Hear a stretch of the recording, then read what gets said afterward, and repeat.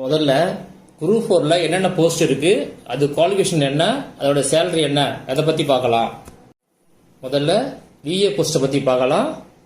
Top rank holder எல்லாமே இந்த post தான் எடுப்பாங்க. இந்த போஸ்ட்டுக்கு வேகன்சி வந்து ஒரு 300 to 400 இருக்கும். இந்த விஏ போஸ்டோட குவாலிஃபிகேஷன் 10th. சேலரி 19,500 இருந்து 71,900 வரைக்கும் இருக்கும். அடுத்தது ஜேஏ, அதாவது ஜூனியர் அசிஸ்டன்ட், இந்த போஸ்ட்டை பத்தி பார்க்கலாம். விஏக்கு அடுத்தபடியா அதிகமா எடுக்கிற போஸ்ட் இந்த போஸ்ட் தான். இந்த போஸ்ட்டை பொறுத்த வரைக்கும் நம்பர் ஆஃப் வேகன்சி அதிகமா இருக்கும். இந்த போஸ்ட்டை பொறுத்த வரைக்கும் குவாலிஃபிகேஷன் என்னன்னா, 1 10th ஸ்டாண்டர்ட் இது படிச்சிருந்தா சில போஸ்ட்டுக்கு நீங்க ஜேஏ போஸ்ட்டுக்கு அப்ளை பண்ணலாம். அடுத்தது டிகிரி முடிச்சிருந்தாலும் சில போஸ்ட்டுக்கு நீங்க அப்ளை பண்ணலாம். அந்த டிகிரிலேயே லா கிராஜுவேட்டா இருந்தீங்கன்னா அது சில போஸ்ட்டுக்கு நீங்க அப்ளை பண்ணலாம். இன்னொரு டைப் இதுலயே இருக்குது, டிகிரி பிளஸ் சிஓஏ முடிச்சிருக்கணும். சிஓஏனா கம்ப்யூட்டர் ஆன் ஆபீஸ் ஆட்டோமேஷன். இது ஒரு சர்டிபிகேட் கோர்ஸ். இது Tamil Nadu technical education department conduct பண்ற கோர்ஸ். பிரைவேட் கோர்ஸ் எல்லாம் டிஎன்பிசி அக்செப்ட் பண்ண மாட்டாங்க. இந்த சிஓஏக்கு பதிலா என்னென்ன கோர்ஸ் படிக்கலாம் அப்படின்னு டிஎன்பிசி அனௌன்ஸ் பண்ணிருக்காங்க. அதாவது சிஓஏக்கு equivalent course degree or diploma in computer science, computer engineering, computer application, information technology, software engineering, computing, computer information system, computer design. இந்த கோர்ஸ் படிச்ச காலேஜுக்கு யூஜிசி இல்லட்னா ஏஐசிடி அப்ரூவல் கண்டிப்பா இருக்கணும்.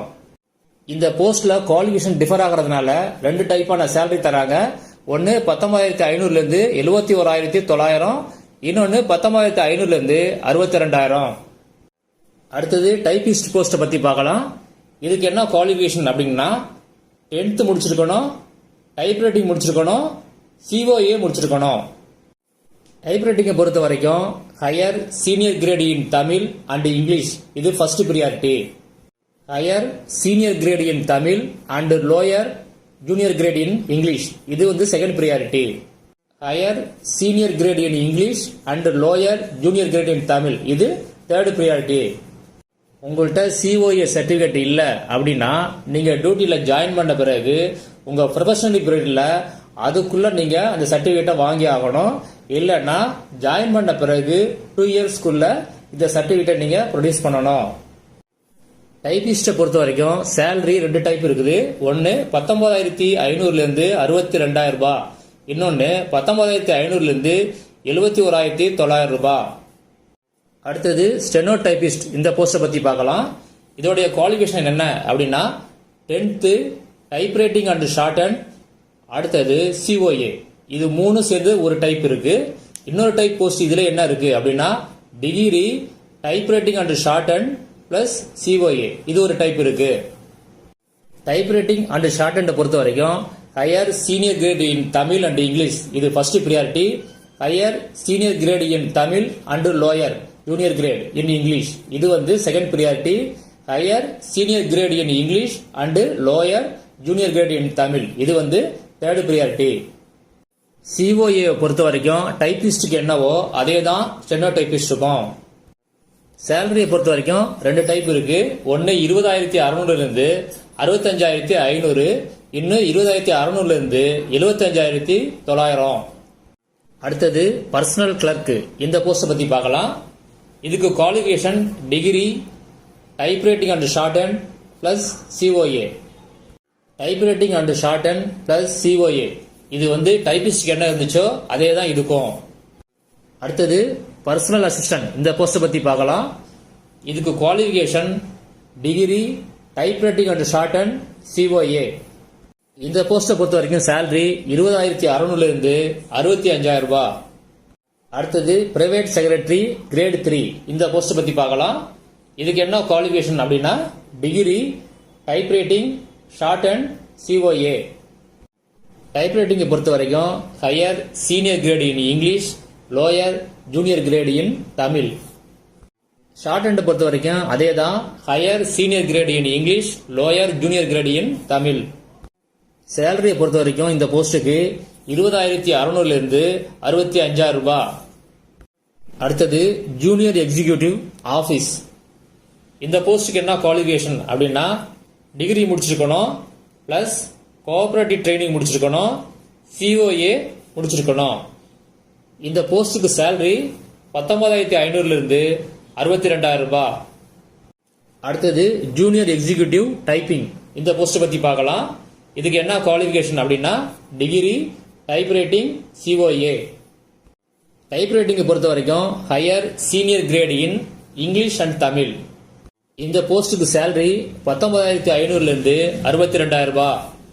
அடுத்தது டெலிஃபோன் ஆபரேட்டர். இந்த போஸ்ட்டை பற்றி பார்க்கலாம். இதுக்கு என்ன குவாலிஃபிகேஷன் அப்படின்னா 10th. அடுத்தது சர்டிஃபிகேட் கோர்ஸ் இன் டெலிஃபோன் ஆபரேஷன் பிளஸ் COA. இந்த போஸ்ட்டுக்கு சேலரியை பொறுத்த வரைக்கும் 19,500 62,000 ரூபாய். அடுத்தது மில்க் ரெக்கார்டர் கிரேட் 3. இந்த போஸ்ட்டை பற்றி பார்க்கலாம். இதுக்கு என்ன குவாலிஃபிகேஷன் அப்படின்னா டிகிரி பிளஸ் கோஆபரேட்டிவ் ட்ரைனிங் முடிச்சிருக்கணும். இந்த போஸ்ட்டுக்கு சேலரி 18,200 57,900 ரூபாய். அடுத்தது லெபார்டரி அசிஸ்டன்ட். இந்த போஸ்ட்டை பற்றி பார்க்கலாம். இந்த post qualification 12th physics, chemistry and biology R botany and zoology இந்த சப்ஜெக்ட் எடுத்திருக்கணும். சேலரியை பொறுத்த வரைக்கும் இந்த போஸ்ட்டுக்கு 19,500 71,900 ரூபாய். அடுத்தது பில் கலெக்டர். இந்த போஸ்ட்டை பற்றி பார்க்கலாம். இந்த போஸ்ட் குவாலிஃபிகேஷன் 10th. சேலரி பொறுத்த வரைக்கும் 19,500 71,900 ரூபாய். அடுத்தது சீனியர் ஃபேக்டரி அசிஸ்டன்ட். இந்த போஸ்ட்டை பற்றி பார்க்கலாம். இதுக்கு குவாலிஃபிகேஷன் 12th இல்லைன்னா 10th பிளஸ் ITI முடிச்சிருக்கணும். ஆனால் எந்த கிரேட் வேணாலும் முடிச்சுக்கலாம். சேலரியை பொறுத்த வரைக்கும் இந்த போஸ்ட்டுக்கு 15,900 50,400. அடுத்தது ஃபாரஸ்ட் கார்டு. இந்த போஸ்ட்டை பற்றி பார்க்கலாம்.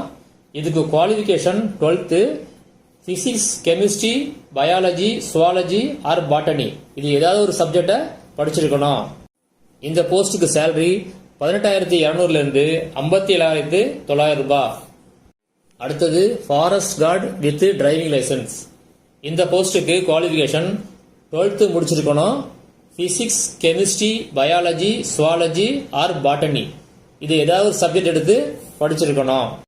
வேலிட் டிரைவிங் லைசன்ஸ் இருக்கணும். அடுத்தது LMV இல்லைன்னா HMVல 3 years அண்ட் எபோ அதுக்கு மேலே உங்களுக்கு எக்ஸ்பீரியன்ஸ் வேணும். ஆட்டோமொபைல் மெக்கானிசத்தை பற்றி நாலேஜ் வேணும். அடுத்தது ஃபர்ஸ்ட் எய்ட் சர்டிஃபிகேட் வேணும். சேலரியை பொறுத்த வரைக்கும் இந்த போஸ்ட்டுக்கு 18,200 57,900 ரூபாய். அடுத்தது ஃபாரஸ்ட் வாட்சர். இந்த போஸ்ட் குவாலிஃபிகேஷன் 10th. இந்த போஸ்ட்டுக்கு சேலரியை பொறுத்த வரைக்கும் சேலரி 16,600 52,400. அடுத்தது ஃபாரஸ்ட் வாட்சர் ட்ரைபல் யூத். இந்த போஸ்ட்டுக்கு குவாலிஃபிகேஷன் 10th. சேலரி பொறுத்த வரைக்கும் 16,600 52,400. இந்த ஃபாரஸ்ட் ஜாப்பை பொறுத்த வரைக்கும் செலக்ஷன் ப்ராசஸ் கொஞ்சம் டிஃப்ரெண்டா இருக்கும். இதுக்கு ஃபிட்னஸ் சர்டிஃபிகேட்லாம் வாங்கணும், நடைப்பயிற்சி சோதனை எல்லாம் இருக்குது. இதுக்கு இதை பத்தி டீட்டெயிலா ஒரு வீடியோ தனியா போடுறேன். அடுத்தது junior inspector of cooperative societies. இந்த போஸ்டோட qualification for SC, SCA, ST, MBC, DC, BC, BCM இவங்களுக்கு 10th குவாலிஃபிகேஷன். OC கேட்டகரிக்கு இன்டர்மீடியட் எக்ஸாம் பாஸ் பண்ணிருக்கணும், இல்லனா டிகிரி காமர்ஸ் முடிச்சிருக்கணும், இல்லனா higher diploma in cooperative management இந்த கோர்ஸ் படிச்சிருக்கணும். இந்த கோர்ஸ் எங்க படிச்சிருக்கணும் அப்படின்னா சென்னையில் உள்ள நடேசன் இன்ஸ்டிடியூட் ஆஃப் கோஆபரேட்டிவ் மேனேஜ்மெண்ட்ல படிச்சிருக்கணும், இல்லனா மதுரையில் உள்ள இன்ஸ்டிடியூட் ஆஃப் கோஆபரேட்டிவ் மேனேஜ்மெண்ட் அங்க படிச்சிருக்கணும். இந்த போஸ்டுக்கு சேலரி 20,600 75,900 ரூபாய். அடுத்தது என்னென்ன போஸ்டுக்கு என்னென்ன ஏஜ் லிமிட் இருக்கு அப்படின்னு பார்க்கலாம். முதல்ல VAO, forest guard with driving licence, forest watcher and forest watcher tribal youth இவங்களுக்கு ஏஜ் லிமிட் என்னன்னு பார்க்கலாம். Minimum age 21, maximum age 32. அதாவது 21 கம்ப்ளீட் ஆயிருக்கணும், 32 கம்ப்ளீட் ஆயிருக்க கூடாது. என்னைக்கு அப்படின்னு பார்க்கலாம். 2025 ஜூலை 1ஆம் தேதி. அதாவது மேக்சிமம் எந்த இயர்ல வந்து நோட்டிபிகேஷன் கொடுக்கறாங்களோ அந்த இயரோட ஜூலை 1ஆம் தேதி தான் கொடுப்பாங்க. அதனால தான் நான் சொல்றேன் ஜூலை 1ஆம் தேதி மேக்சிமம் இருக்கும். விஏஓ அப்புறம் இந்த ஃபாரஸ்ட் கார்டு இந்த போஸ்ட் இல்லாம மற்ற எல்லா போஸ்ட்டுக்குமே ஏஜ் லிமிட் வந்து மினிமம் வந்து 18, மேக்சிமம் வந்து 32. அதாவது 18 கம்ப்ளீட் ஆயிருக்கணும், 32 கம்ப்ளீட் ஆயிருக்கூடாது. என்னைக்கு அப்படின்னா ஜூலை 1ஆம் தேதி 2025. அடுத்தது யாராருக்கு என்னென்ன ஏஜ் ரிலாக்ஸ் உண்டு அப்படின்னு பார்க்கலாம். மினிமம் ஏஜை பொறுத்த வரைக்கும் எந்த ரிலாக்ஸும் கிடையாது, மேக்சிமத்து மட்டும்தான் அலோவ் பண்ணுவாங்க. முதல்ல விஓ போஸ்டுக்கு பார்க்கலாம். SC, SCA, ST, MBC, DC, BC, BCM, DW அதாவது டெஸ்டிடியூட் விடோஸ், இவங்க அதாவது ஆதரவற்ற விதவைகள். விதவைகள் வேற, டைவர்ஸ் வேற. இவங்களுக்கு என்ன ரிலாக்ஸ் கொடுத்துருக்காங்க அப்படின்னு பார்க்கலாம். இவங்களுக்கு maximum age limit 42. VAO post இல்லாம மற்ற ஜேஏ, டைபிஸ்ட், மற்ற சில போஸ்டுகளுக்கு சில ரிலாக்ஸேஷன் கொடுத்துருக்காங்க. எவ்வளவு கொடுத்துருக்காங்க அப்படின்னா மேக்சிமம் எஸ்சி, எஸ்சிஏஏ, எஸ்டி, டிடபிள்யூ இவங்களுக்கு வந்து 37, எம்பிசி, டிசி, பிசி, பிசிஎம் இவங்களுக்கு வந்து 34 கொடுத்துருக்காங்க. சில JA post, typist post, steno typist post இந்த மாதிரி சில போஸ்டுக்கெல்லாம் ஏஜ் லிமிட் வந்து யாருக்குமே கிடையாது. ஏஜ் லிமிட் மேக்சிமம் எவ்வளவு அப்படின்னா 60 வந்து கம்ப்ளீட் ஆயிருக்க கூடாது. என்னைக்கு அப்படின்னா 2025 ஜூலை 1ஆம் தேதி அவங்களுக்கு 60 கம்ப்ளீட் ஆகாம இருக்கணும். இல்லைன்னா at the time of appointment, அதாவது அப்பாயின்மெண்ட் பண்ணும்போது அவங்களுக்கு 60 கம்ப்ளீட் ஆகாம இருக்கணும். ஃபாரஸ்ட் ஜாப்பை பொறுத்த வரைக்கும் SC, SCA, ST, MBC, DC, BC, BCM, DW candidate இவங்க எல்லாருக்குமே மேக்ஸிமம் ஏஜ் லிமிட் 37. அடுத்தது பிடபிள்யூடி கேண்டிடேட், அதாவது பர்சன் வித் டிசேபிலிட்டி, மாற்றுத்திறனாளி கேண்டிடேட் இவங்களுக்கு வந்து ஏஜ் ரிலாக்ஸேஷன் வந்து 10 இயர்ஸ் தராங்க. அதாவது அவங்க என்ன லிமிட் சொன்னாங்களோ அதை விட 10 இயர்ஸ் அதிகம். அடுத்தது எக்ஸாம் பேட்டர்னை பத்தி பார்க்கலாம். கொஸ்டின் பேப்பர் அப்ஜெக்டிவ் டைப்ல இருக்கும். ஆன்சர் ஷீட்டு ஓஎம்ஆர் மெத்தட்ல இருக்கும். கொஸ்டின் பேப்பர் சிங்கிள் பேப்பர் தான், 10th ஸ்டாண்டர்ட்ல இருக்கும். 3 hours டைம் தருவாங்க. 200 கொஸ்டின் இருக்கும். ஒவ்வொரு கொஸ்டினுக்கும் 1.5 மார்க்கு, டோட்டலா 300 மார்க்கு. பார்ட் ஏ அப்படிங்கிறது தமிழ் பேப்பர். அதுல 100 கொஸ்டின் இருக்கும். கொஸ்டின் வந்து தமிழ்ல மட்டும்தான் இருக்கும். ஆக இதுக்கு 150 மார்க். பார்ட் பிங்கிறது ஜெனரல் ஸ்டடீஸ். அதுல வந்து 75 கொஸ்டின் இருக்கும். அடுத்தது aptitude and mental ability test. இதுல 25 கொஸ்டின் இருக்கும். ஆக 100 கொஸ்டின், 150 மார்க்ஸ். பார்ட் பி பொறுத்த வரைக்கும் போத் இங்கிலீஷ் அண்ட் தமிழ்ல கொஸ்டின் பேப்பர் இருக்கும். பார்ட் ஏ தமிழ்ல நீங்க பாஸ் மார்க்கு 150க்கு 60 மார்க் எடுக்கணும். அப்படி எடுத்தாதான் நெக்ஸ்ட் பார்ட் பி பேப்பரை கரெக்ஷன் பண்ணுவாங்க. டோட்டல் மார்க்ல 300க்கு 90 மார்க்ஸ் எடுத்தாதான் நீங்க ரேங்க் லிஸ்ட்லயே வருவீங்க. பிடபிள்யூடி கேண்டிடேட் இங்கிலீஷ் மீடியத்தில் நீங்க படிச்சிருந்தீங்க அப்படின்னா தமிழ் எக்ஸாம் எழுத தேவையில்லை.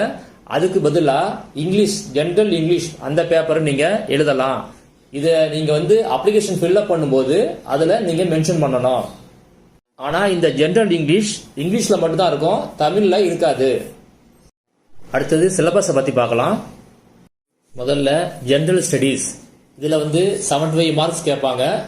யூனிட் 1 பொது அறிவியல், இதுல 5 கொஸ்டின் கேட்பாங்க. யூனிட் 2 புவியியல்ல 5 கொஸ்டின் கேட்பாங்க. யூனிட் 3 இந்தியாவின் வரலாறு, பண்பாடு மற்றும் இந்திய தேசிய இயக்கம், இதுல 10 கொஸ்டின் கேட்பாங்க. யூனிட் 4 இந்திய ஆட்சியல், இதுல வந்து 15 கொஸ்டின் கேட்பாங்க. யூனிட் 5 இந்திய பொருளாதாரம் மற்றும் தமிழ்நாட்டில் வளர்ச்சி நிர்வாகம், 20 கொஸ்டின் கேட்பாங்க. அடுத்த யூனிட் 6ல தமிழ்நாட்டின் வரலாறு, பண்பாடு, மரபு மற்றும் சமூக அரசியல் இயக்கங்கள், இதிலிருந்து ஒரு 20 கொஸ்டின் கேட்பாங்க. அடுத்தது தமிழ், இதுல 100 கொஸ்டின் கேட்பாங்க. யூனிட் 1ல இலக்கணம், இதுல 25 கொஸ்டின் கேட்பாங்க. யூனிட் 2 சொல்லகராதி, இதுல வந்து 15 கொஸ்டின் கேட்பாங்க. யூனிட் 3 எழுதும் திறன், இதுல 15 கொஸ்டின் கேட்பாங்க. யூனிட் 4 கலை சொற்கள், இதுல வந்து 10 கொஸ்டின் கேட்பாங்க. யூனிட் 5 வாசித்தல் புரிந்து கொள்ளும் திறன், இதுல 15 கொஸ்டின் கேட்பாங்க. யூனிட் 6ல எளிய மொழிபெயர்ப்பு இதுல 5 கொஸ்டின் கேட்பாங்க. யூனிட் 7 இலக்கியம், தமிழ் அறிஞர்களும் தமிழ் தொண்டும் இதுல 15 கொஸ்டின் கேட்பாங்க. அடுத்தது aptitude and mental ability test இதுல 25 கொஸ்டின் கேட்பாங்க. யூனிட் நம்பர் 1ல திறனறிவு இதுல 15 கொஸ்டின் கேட்பாங்க. யூனிட் நம்பர் 2ல காரணவியல் இதுல 10 கொஸ்டின் கேட்பாங்க. அடுத்தது ஜெனரல் இங்கிலீஷ் இது 100 மார்க் உள்ளது.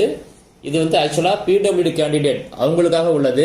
அவங்க வந்து அப்ளிகேஷன்ல இந்த ஆப்ஷன் கொடுத்திருந்தா மட்டும்தான் இந்த எக்ஸாம் எழுத முடியும். அடுத்தது எக்ஸாம் ஃபீஸ் பத்தி பார்க்கலாம். எக்ஸாம் ஃபீஸ் 100 ரூபாய். ஃபீஸ் ரிலாக்ஸேஷன் கொடுத்திருக்காங்க. யாருக்கு கொடுத்திருக்காங்கன்னு பார்க்கலாம். SC, SCA, ST, PWD candidate அப்புறம் டிடபிள்யூடி கேண்டிடேட் இவங்கெல்லாம் ஃபீஸ் கட்ட தேவையில்லை. எம்பிசி, டிசி, பிசி, பிசிஎம் இவங்க 3 டைம் ஃபீஸ் கட்ட தேவையில்லை. 3 டைம் நீங்க ஃப்ரீயா அப்ளை பண்ணலாம். அதுக்கு பிறகு நீங்க ஃபீஸ் கட்டணும். அடுத்தது செலக்ஷன் ப்ராசஸ் எப்படி இருக்கும் அப்படிங்கறத பத்தி பார்க்கலாம். குரூப் 4 நோட்டிபிகேஷன் வந்த உடனே நீங்க அப்ளை பண்ணணும். அப்ளை பண்றதுக்கு 1 மந்த் டைம் தருவாங்க. அப்ளிகேஷனை நீங்க அப்ளை பண்றதுக்கு முன்னாடி டிஎன்பிசி வெப்சைட்ல நீங்க 1 டைம் ரிஜிஸ்டர் பண்ணணும். நோட்டிபிகேஷன் வர்றதுக்கு முன்னாடியே நீங்க அந்த ஓடிஆர்னு சொல்ற 1 டைம் ரிஜிஸ்ட்ரேஷனை நீங்க பண்ணி வைக்கலாம். 1 டைம் ரிஜிஸ்டர் பண்ணிட்டீங்க அப்படின்னா அது 5 இயர்ஸுக்கு வேலிடிட்டி உண்டு. 1 டைம் ரிஜிஸ்டர் பண்றது எப்படி, அப்ளை பண்றது எப்படி, இதை பத்தி தனியா வீடியோ போடுறேன், மிஸ் பண்ணாம பாருங்க.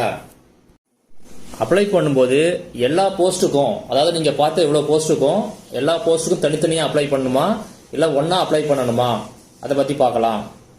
அந்த எல்லா போஸ்டையும் 3 குரூப்பா பிரிச்சு 3 ஆப்ஷன் கொடுத்திருப்பாங்க. முதல் option only for forest job. இதை ஓகே பண்ணீங்க அப்படின்னா நீங்க ஃபாரஸ்ட் ஜாப் மட்டும்தான் எலிஜிபிள் ஆவீங்க.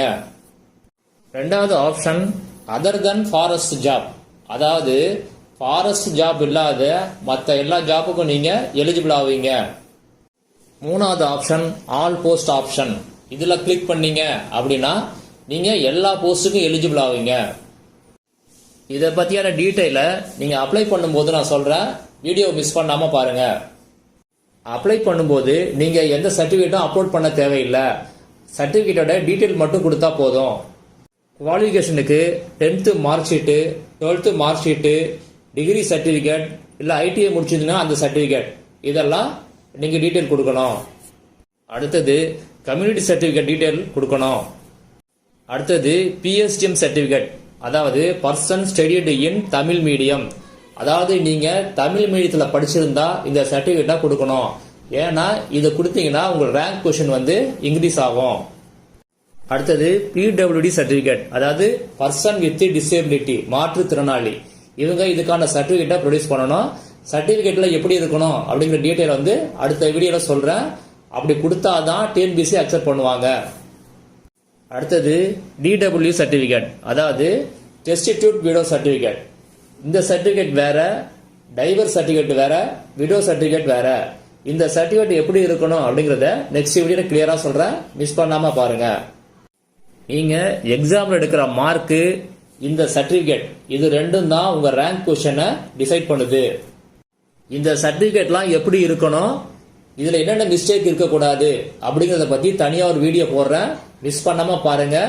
ஏன்னா நீங்க எவ்வளவுக்கு இம்பார்ட்டன்ஸ் கொடுத்து படிக்கிறீங்களோ அவ்வளவு இம்பார்ட்டன்ஸ் இந்த சர்டிபிகேட் தப்பு இல்லாம இருக்கணும். அப்படி தப்பானா ஸ்ட்ரைட்டாவே டிஎன்பிசி ரிஜெக்ட் பண்ணிடுவாங்க. நீங்க அப்ளை பண்ண பிறகு எக்ஸாம் கண்டக்ட் பண்ணுவாங்க. அதுக்கு பிறகு ரிசல்ட் ரிலீஸ் பண்ணுவாங்க. ரிசல்ட்ல உங்க ரேங்க் பொசிஷன் இருக்கும். அதை வச்சு சிவி லிஸ்ட்னு ரிலீஸ் பண்ணுவாங்க, அதாவது சர்டிபிகேட் வெரிஃபிகேஷன் லிஸ்ட். இந்த லிஸ்ட்ல யார் யாரு நம்பர் இருக்குதோ அவங்க எல்லாம் உங்க சர்டிபிகேட்டை நீங்க அப்லோட் பண்ணணும். டிஎன்பிசி உங்க சர்டிபிகேட் எல்லாமே செக் பண்ணுவாங்க. யாராரு சர்டிபிகேட் எல்லாம் ஓகே ஆச்சோ அவங்களுக்கு மட்டும் கவுன்சிலிங் கூப்பிடுவாங்க. கவுன்சிலிங்ல உங்களுக்கான அலாட்மெண்ட் ஆர்டரை கொடுப்பாங்க. அடுத்தது எவ்வளவு மார்க் எடுத்தா போஸ்டிங் கிடைக்கும், இந்த கேள்வியை நிறைய பேர் கேட்குறீங்க, அதை பத்தி பார்க்கலாம். உங்க மார்க் மட்டுமே அதை டிசைட் பண்ணாது, உங்க ரேங்க் பொசிஷன் தான் அதை டிசைட் பண்ணும். நீங்க எந்தெந்த கேட்டகரியில வரீங்க அதை பொறுத்து உங்க ரேங்க் பொசிஷன் மாறும். இந்த ரிசல்ட்டை வச்சு உங்களுக்கு நான் அதை எக்ஸ்பிளைன் பண்றேன். ஃபர்ஸ்ட் நீங்க எடுத்த டோட்டல் மார்க், அதாவது பார்ட்டி ஏ பார்ட்டி பில எடுத்த டோட்டல் மார்க் போட்டிருப்பாங்க. அடுத்தது நீங்க என்ன கம்யூனிட்டி அப்படின்னு போட்டிருப்பாங்க. கம்யூனிட்டியை பேஸ் பண்ணி உங்களுக்கு ரிசர்வேஷன் அலாட் பண்ணுவாங்க. எஸ்சி இவங்களுக்கு 15%, எஸ்சிஏ இவங்களுக்கு 3%, எஸ்டிக்கு 1%, பிசிக்கு 26.5%, பிசி முஸ்லிம் இவங்களுக்கு 3.5%, எம்பிசி டிசி இவங்களுக்கு 20%. அடுத்தது ஜெண்டர், மேலா ஃபீமேலா, ஃபீமேலுக்கு 30% ரிசர்வேஷன் உண்டு. அடுத்தது பிஎஸ்டிஎம், அதாவது நீங்க தமிழ் வழியில படிச்சிருந்தீங்க அப்படின்னா உங்களுக்கு ரிசர்வேஷன் கொடுப்பாங்க. எவ்வளவு கொடுப்பாங்க அப்படின்னா 20% கொடுப்பாங்க. அடுத்தது ஸ்பெஷல் கேட்டகரி, இதுல பிடபிள்யூ கேண்டிடேட்டுக்கு 10% கொடுப்பாங்க, பிடபிள்யூ கேண்டிடேட்டுக்கு 1% கொடுப்பாங்க. இந்த கேட்டகரி எல்லாம் சேர்ந்து தான் உங்களுடைய ரேங்க் பொசிஷனை டிசைட் பண்ணுது. இதுதான் ரேங்க் பொசிஷன். நீங்க ஒவ்வொரு போஸ்ட்லயும் ஓவராலா எவ்வளவு ரேங்க் எடுத்துருக்கீங்கன்னு போட்டிருப்பாங்க. அப்புறம் கம்யூனியல் ரேங்க், இப்படி ஒவ்வொரு கேட்டகரிக்கும் என்ன ரேங்க்ல இருக்கீங்க அப்படின்னு போட்டிருப்பாங்க. இந்த ரேங்க் தான் உங்களுக்கு ஜாபா டிசைட் பண்றது. அடுத்த ஒரு கேள்வி கேட்பீங்க, என்ன கேள்வி அப்படின்னா எவ்வளவு ரேங்க் எடுத்தா போஸ்டிங் கிடைக்கும். எனக்கு தெரிஞ்சு எந்த கேட்டகரியிலாவது நீங்க 500 கீழே இருந்தீங்க ரேங்க் பொசிஷன் அப்படின்னா கன்ஃபார்மா போஸ்டிங் கிடைக்கும். 500 to 1000 அப்படின்னா வாய்ப்பு இருக்குது. 1000 to 1500 எதிர்பார்க்கலாம். அதுக்கு மேல கன்ஃபார்மா சொல்ல முடியாது. இப்ப நான் சொன்னது ஒரு 5000 வேகன்சி இருந்தா அதுக்கானது. அடுத்து வரப்போற வீடியோவெல்லாம் மிஸ் பண்ணாதீங்க, முக்கியமான அப்டேட் எல்லாம் போடுறேன்.